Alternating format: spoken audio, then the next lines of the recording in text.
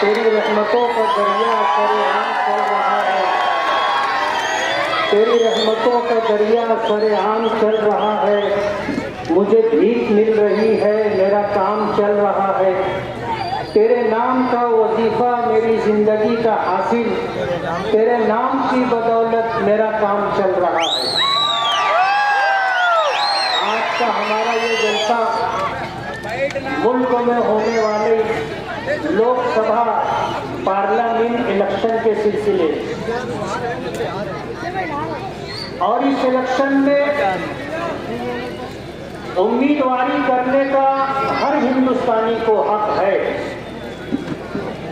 हिंदुस्तान में रहने वाला हर वो शख्स जो हिंदुस्तानी शहरी है वो इस मुल्क में ग्राम पंचायत से लेकर के पार्लियामेंट तक का इलेक्शन लड़ सकता है। आज के हालात ऐसे थे कि इन हालात में अगर मुस्लिम उम्मीदवार उन इलाकों से दिए जाते, उन लोकसभा हलकों से दिए जाते जहां 7 लाख मुस्लिम वोट है, जहां 6 लाख मुस्लिम वोट है, जहां 5.5 लाख मुस्लिम वोट है, तो वो उम्मीदवार मुस्लिम उम्मीदवार चुन करके आ सकता था। मुल्क को आजाद हुआ, कांग्रेस पार्टी की हुकूमत कायम हुई और मुसलमानों पर जिस तरह के हालात गुजरे वो हमारे आबा व अजदाद को पता है।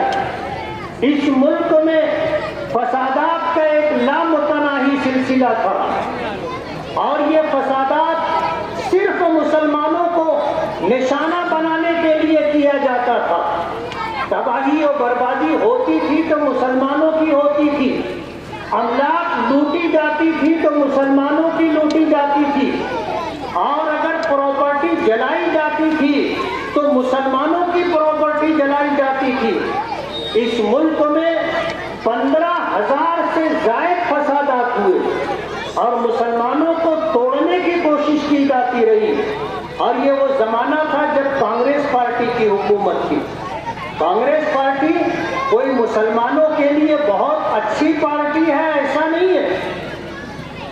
सच्चर कमीशन की रिपोर्ट ने हमें ये बताया कि इस मुल्क में मुसलमान दलितों से ज्यादा पसमानदा है, और ये दुर्गत हमारी अगर किसी पार्टी ने बनाई है तो वो कांग्रेस पार्टी ने बनाई। आज परभनी जैसा इलाका जहां 7.5 लाख मुस्लिम वोट है, कांग्रेस पार्टी ने किसी मुस्लिम शख्स को उम्मीदवार नहीं बनाया। जहां 6 लाख वोट है बंबई जैसे कुछ इलाके, वहां पर मुस्लिम को उम्मीदवारी नहीं दी गई। हमारा ये धुलिया मालेगांव लोकसभा हल्का 5.5 लाख मुस्लिम वोट है, मुसलमान को उम्मीदवारी नहीं दी गई। उम्रे पर जाने से पहले मैंने इस बात की वजाहत की थी कि अगर महाविकास अघाड़ी की तरफ से उम्मीदवारी दी जाएगी तो हम पार्लियामेंट इलेक्शन लड़ने के सिलसिले में सोचेंगे, लेकिन महाविकास अघाड़ी ने यानी कांग्रेस, एनसीपी, समाजवादी और शिवसेना उद्धव बाला ठाकरे, इन चारों पार्टियों ने पूरे महाराष्ट्र में किसी मुसलमान को उम्मीदवारी नहीं दी। गौर करने का मकाम है। आप इससे अंदाजा कर सकते हैं कि कोई कांग्रेस पार्टी मुसलमानों का भला करने वाली हो, ऐसा नहीं। हमारे सामने 2 मुसीबत है, एक बड़ी मुसीबत है और एक छोटी मुसीबत है, और हम मुसलमान हैं, साहिबे ईमान हैं, अल्लाह पर, उसके रसूल पर ईमान रखते हैं, उसकी शरीयत पर ईमान रखते हैं। हम तो अल्लाह उसके रसूल की हिदायत के मुताबिक चलते हैं। बुखारी शरीफ में सरकार दो आलम सल्लल्लाहु अलैहि वसल्लम का इरशाद मुबारक है, इज़्ज़त तोली तबे बली यतैने फख्तर आहवनहुमा, जब तुम 2 मुसीबतों में गिरफ्तार हो जाओ और तीसरा कोई रास्ता तुम्हारे सामने ना हो तो उस वक्त तुम हल्की मुसीबत को इख्तियार कर लेना, वरना آپ کو پتا ہے کانگریس پارٹی یا بی جے پی میں کوئی فرق نہیں ہے، یہ ایک سکے کے دو رخ ہیں، ایک ہمارا کھلا ہوا دشمن ہے اور ایک ہمارا چھپا ہوا دشمن ہے۔ آج ملک کے جو حالات ہیں، ان حالات نے ہمیں مجبور کر دیا، یا یوں کہیے کہ یہ ہماری ضرورت بن گئی۔ ملک میں ہماری ماں اور بہنوں کو بے پردہ کرنے کی کوشش کی جا رہی ہے، حجاب اور برقعے کا مسئلہ اٹھا کر پورے ملک میں ہماری عزت دار غیور ماں اور بہنوں کو بے پردہ کرنے کی سازش کی جا رہی ہے۔ ہماری شریعت کو مٹانے کی، ختم کرنے کی سازش کی جا رہی ہے۔ ہم سے ہماری شہریت یعنی ہندوستانی ہونے کا حق چھینا جا رہا ہے۔ آج ہماری مسجدوں پر بلڈوزر چلائے جا رہے ہیں، اولیاء کرام اور بزرگوں کی درگاہیں بھی محفوظ نہیں ہیں، ہمارے مدارس کو دہشت گردی کا اڈا بتایا جا رہا ہے۔ CAA کا قانون لا کر کے اس ملک میں جو سازش کی جا رہی ہے وہ سمجھنے کی بات ہے۔ میں آپ کو بتانا چاہتا ہوں کہ 2014 سے 5-10 سال جو بی جے پی کی حکومت رہی ہے، انہوں نے اس ملک میں صرف مسلمانوں کو ٹارگٹ کیا ہے۔ وہ کہتے ہیں 80 اور 20، آپ سمجھتے ہو 80 اور 20؟ 80 اور 20 کا مطلب یہ ہے کہ 80 ہندو، سکھ، پارسی، جین یعنی تمام وہ دھرم جو اسلام کے مقابلے میں ہے وہ 80 اور 20 میں مسلمان۔ ہم ٹارگٹ ہیں، کوئی اور اس ملک میں ٹارگٹ نہیں ہے۔ آج بی جے پی نے صرف مسلمانوں کو ٹارگٹ کیا ہے اور ہم سے ہماری شہریت چھیننا چاہتے ہیں۔ اس کے لیے CAA کا قانون لایا گیا۔ CAA کا قانون یہ ہے کہ اس ملک میں جو ہندوستانی نہیں ہوگا، اگر وہ درخواست دے گا کہ مجھے ہندوستانی شہریت دی جائے، تو اگر وہ مسلمان نہیں ہوگا تو اس کو ہندوستانی شہریت دے دیں گے، اور اگر مسلمان ہوگا تو اس کو ہندوستانی شہریت نہیں دیں گے۔ یہ CAA کا قانون ہے۔ اگلا قدم جو بی جے پی سرکار کا ہے وہ NRC لانے کا ہے۔ NRC کا مطلب یہ ہے کہ ہر ہندوستان میں رہنے والے ہر مسلمان کے گھر تک سرکاری کارندے پہنچیں گے اور آپ سے آپ کے ہندوستانی ہونے کا ثبوت طلب کریں گے۔ آپ کو کاغذات اپنے ہندوستانی ہونے کے پیش کرنے پڑیں گے۔ اگر کسی ہمارے گھر کے 10 افراد میں سے کوئی 2 فرد 4 فرد اگر مشکوک ہو گیا تو اسے پولیس گرفتار کر کے لے جائے گی، اور لے جانے کے بعد اسے کھلی ہوئی قید میں رکھا جائے گا، جیل خانے میں رکھا جائے گا، پھر ان سے ہماری ملاقات نہیں ہوگی۔ یہ جو جرائم اور کرائم کرنے کے بعد جو جیل میں جاتے ہیں ان سے تو ملنے کی ہفتے میں 1 دن، مہینے میں 1 دن اجازت مل جاتی ہے، لیکن NRC کے قانون میں جس کو گرفتار کیا جائے گا اس سے اس کے خاندان والے، اس کے گھر والے ملاقات بھی نہیں کر سکیں گے۔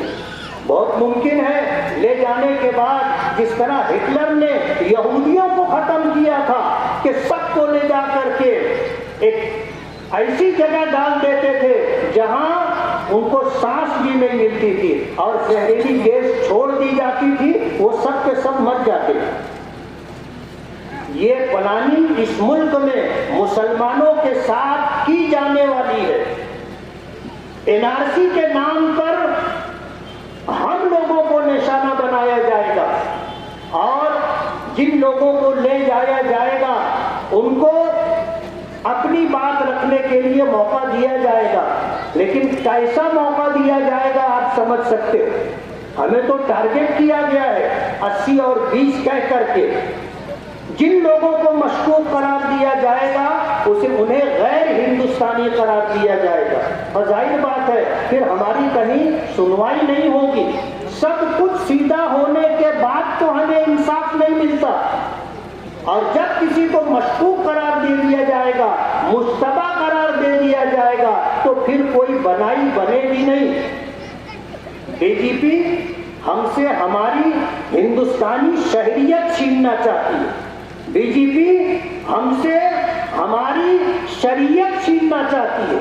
آپ دیکھ لو اس ملک میں آج ان 10 سالوں کے اندر جو نظام اور جو قانون بنایا گیا ہے، اس نظام اور قانون میں کسی دوسرے اسلام کے علاوہ کسی دوسرے دھرم کے ماننے والوں کو کہیں تکلیف نہیں ہے۔ انہیں سنبھالا جاتا ہے، ان کو راستہ دیا جاتا ہے، ان کے لیے سب کچھ حکومت کرنے کے لیے تیار ہے۔ اگر حکومت کسی کو نشانہ بناتی ہے تو صرف مسلمانوں کو۔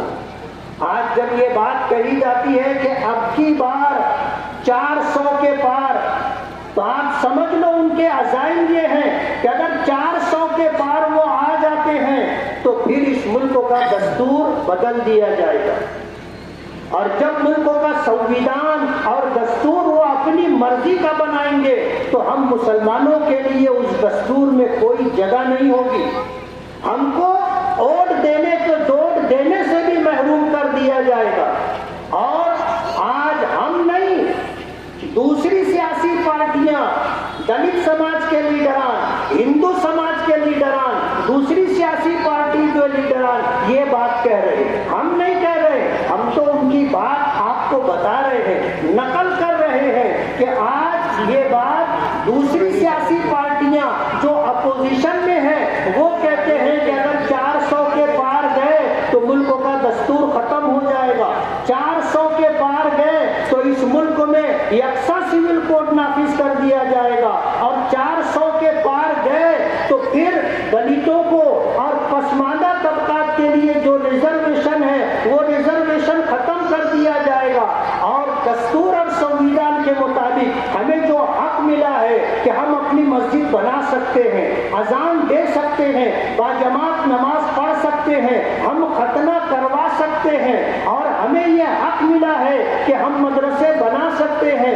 اپنے مذہبی تعلیم کو ہم اپنے بچوں کو دے سکتے ہیں، ہم اپنے مذہب کے مطابق نکاح کر سکتے ہیں، ہم اپنے مذہب کے مطابق طلاق کو اختیار کر سکتے ہیں، ہم اپنے مذہب کے مطابق وراثت تقسیم کر سکتے ہیں، ہم اپنے مذہب کے مطابق ایک دوسرے کے حقوق دے اور لے سکتے ہیں، یہ سب کچھ ختم کر دیا جائے گا۔ اور اس ملک میں مسلمانوں کو آج تو ہم 2 نمبر کے شہری ہیں، آنے والے دنوں میں اگر اب کی بار 400 پار یہ بات اگر صحیح ثابت ہو جاتی ہے تو پھر ہم کہیں شمار و قطار میں بھی نہیں رہیں گے، کوئی حیثیت نہیں ہوگی۔ ایسے حالات ہیں، ان حالات کی وجہ سے ہمیں ہمارے نبی جناب رسول اللہ صلی اللہ علیہ وسلم کا وہ فرمان کہ جب تم 2 مصیبتوں میں گرفتار ہو جاؤ تو ہلکی مصیبت کو اختیار کر لو۔ آج ہمارے سامنے روڈ گٹر کا مسئلہ نہیں ہے، بجلی کا مسئلہ نہیں ہے، ہیلتھ کا مسئلہ نہیں ہے، تعلیم کا مسئلہ نہیں ہے، ہمارے سامنے سب سے بڑا مسئلہ ہماری شریعت کا۔ اگر میں مسلمان رہ کر کے نہیں جی سکتا تو ایسی زندگی جینے سے فائدہ کیا ہے؟ ہمیں ہمارا ایمان عزیز ہے اور ہم اپنے ایمان کو اپنی جان سے زیادہ عزیز سمجھتے۔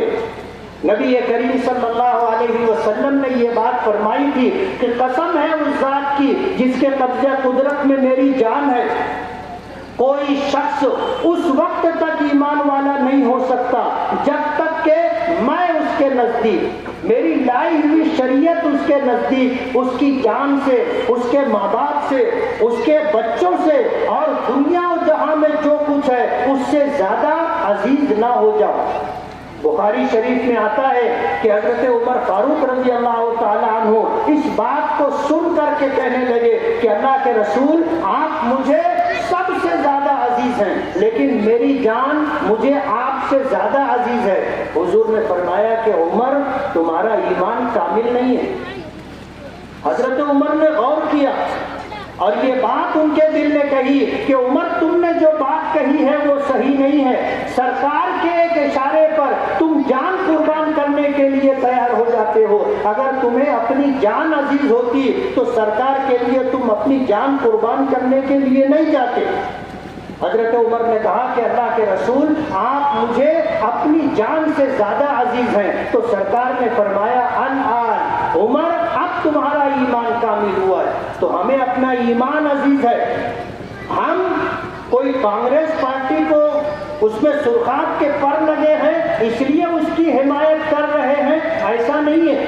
آج ہمارے سامنے دو مصیبتوں میں ایک ہلکی مصیبت ہے، اور وہ یہ کہ کانگریس پارٹی کا جو امیدوار ہے وہ آج دھولیا مالیگاؤں لوک سبھا حلقے میں بی جے پی کے امیدوار کو سیدھا ٹکر دینے کی حیثیت رکھتا ہے۔ اگر ہم مالیگاؤں سے صحیح معنوں میں بھرپور تعداد میں اگر ہم نے ووٹ دیا تو کانگریس پارٹی کا اور مہا وکاس اگاڑی کا یہ امیدوار جیت سکتا ہے۔ آج اس طرح کے حالات ہیں۔ ہم نے شوبھائی بچاؤں کو جو ووٹ دینے کا اور ووٹ دلوانے کا جو فیصلہ لیا ہے، اور ہم نے بغیر کسی مطالبے کے، بغیر کسی ڈیمانڈ کے، بلا شرط حمایت اور بغیر کسی کنڈیشن کے سپورٹ کرنے کا فیصلہ کیا ہے، تو اس لیے کہ ہماری ماؤں اور بہنوں کا پردہ باقی رہے، اس لیے کہ ہماری مسجدیں باقی رہے، اس لیے کہ ہمارے مدرسے باقی رہے، اس لیے کہ ہماری درگاہیں باقی رہے، اس لیے کہ وقف کی املاک باقی رہے، اس لیے کہ ہم مذہب کی آزادی کے ساتھ جی سکیں۔ ہمیں امید ہے، ہم نے مہا وکاس اگاڑی کے امیدوار سے یہی بات کہی ہے کہ ہم آپ سے آج کوئی مطالبہ نہیں کرتے، لیکن جب آپ چن کر کے آ جاؤ گے اور جب سرکار بنے گی اس وقت ہم اپنے مطالبات آپ کے سامنے رکھیں گے۔ آج تو مالیگاؤں کا مسلمان آپ کو ہر حال میں سپورٹ کرے گا۔ مالیگاؤں ایک مذہبی حیثیت رکھنے والا شہر ہے، ہمیں کوئی خرید نہیں سکتا۔ ہم اپنی ووٹ کا سودا نہیں کرتے، ہم غدار ملت نہیں ہیں، ہم غدار قوم نہیں ہیں، ہم ضمیر فروش نہیں ہیں، ہم ملت فروش نہیں ہیں۔ اس سلسلے میں اس شہر میں جو کچھ ہوا ہے اگلے جلسے میں یا اور کسی موقع پر میں آپ کو تفصیل بتاؤں گا۔